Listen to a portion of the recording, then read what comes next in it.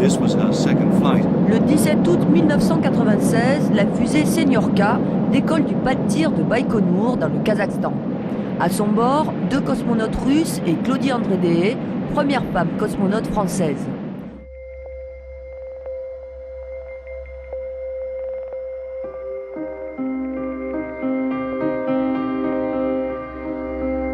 On découvre en entrant dans la station spatiale à la fois l'équipage qui y réside, des frères d'aventure et d'exploration, et puis on découvre cette sensation d'un corps libéré des contraintes de la gravité, puisqu'on se trouve en microgravité, donc on utilise les 3 dimensions de cet espace énorme, de ce volume dans lequel on va vivre pendant quelques semaines. Et bien évidemment, très vite, on va regarder par le hublot.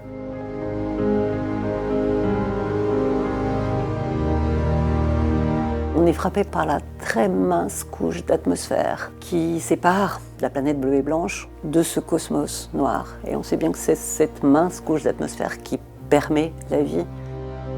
Pour moi, c'était un sentiment à la fois de fascination et d'émerveillement. Cette planète concentrait ce qui était l'humanité. C'était le berceau de l'humanité, c'était notre vaisseau spatial, à nous, êtres humains, dérivants dans un univers infini, mal connu, et en tout cas par ce mystère plutôt hostile et peu protecteur.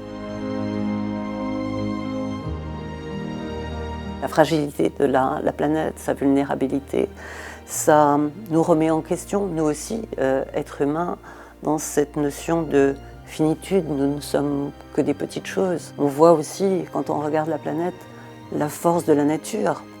Par exemple les cyclones, par exemple les éruptions volcaniques. Et on se dit que face à ces catastrophes naturelles, à ces forces très puissantes, l'humain est très peu de choses et on est encore plus, je dirais, émerveillé de la présence de la vie sur cette planète, la seule et unique planète aujourd'hui. On s'interroge comment ce miracle d'une vie, d'un ordre dans quelque chose qui est infini est possible. A-t-on suffisamment de sagesse peut-être pour être à la hauteur? Dans l'espace, on se pose cette question dans quelque chose qui nous dépasse. On dit souvent que la plus belle conquête de la conquête spatiale est celle d'avoir changé ce regard sur la Terre et que la conscience écologique, en fait, elle est née dans ces années 68, ce magnifique cliché d'Apollo 8 qui montre le lever de Terre à l'horizon de la Lune, désertique, aride, et cette planète bleue et blanche se détachant sur le cosmos noir. C'est un des sentiments qui a été le plus fort, l'ouverture de l'écoutille de la capsule à l'atterrissage dans les steppes du Kazakhstan, avec ces odeurs de la terre qui d'un seul coup nous assaillaient.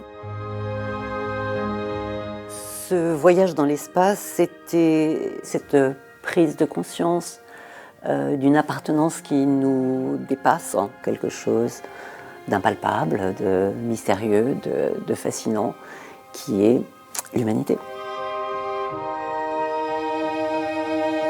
La vision de la planète, de sa fragilité, de sa beauté, du fait que la vie soit là de façon un petit peu miraculeuse, c'est quelque chose de fascinant et qui nous pousse au respect des humains et de la planète. Parce qu'on est écouté, parce que notre regard compte, on peut quelque part porter un signal d'alarme.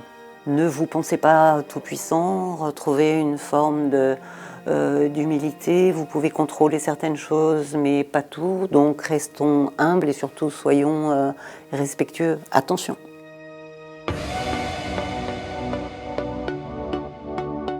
Ce don de l'Esprit Saint qu'on appelle le don de crainte, il faut déjà lever une espèce d'ambiguïté qu'on pourrait avoir sur lui. La crainte de Dieu, ce n'est pas la peur qu'on aurait de Dieu parce qu'il est terrifiant. Au contraire, la crainte de Dieu manifeste un grand respect. Un respect rempli d'amour à l'égard de Dieu. C'est quelque chose qui nous vient de notre condition humaine face à la grandeur de Dieu. Dans la Bible, on voit qu'à chaque fois que Dieu se manifeste, ça commence d'abord par un réflexe, on pourrait dire, de crainte de la part de l'homme. Pensez à la Vierge Marie au moment de l'Annonciation, on dit qu'elle était dans la crainte. Pensez à la situation des disciples au moment de la transfiguration sur la montagne. Quand ils voient cette nuée lumineuse qui passe, leur première attitude, c'est d'être dans une attitude de crainte. Et à chaque fois, Dieu dit à l'homme « Soyez sans crainte ». La crainte de Dieu, le don de crainte, nous rappelle au fond que nous sommes des hommes et que nous sommes tout petits face à la grandeur de Dieu. Et se rappeler ça n'est pas se traîner dans la boue en disant que nous sommes moins que rien. Au contraire, c'est nous mettre à notre juste place. Tout d'abord pour nous émerveiller devant un Dieu qui vient se mettre à notre portée en devenant petit enfant, en acceptant de mourir sur une croix, en nous parlant. Et puis aussi, ce don de crainte, il nous aide à nous souvenir que le seul qui doit être adoré, c'est Dieu. On n'a pas à rechercher dans l'autre quelque chose que seul Dieu peut nous donner. On n'a pas à adorer les autres, à vouloir que, par exemple, mon conjoint, par exemple, mon frère de communauté, me comble entièrement. Non, le seul qui peut me combler entièrement, c'est Dieu. Demander le don de la crainte de Dieu, c'est dans le même mouvement grandir dans un amour très profond pour Dieu qui s'est fait proche de nous. Alors demandons à l'Esprit Saint ce don-là pour continuer à adorer profondément le Seigneur.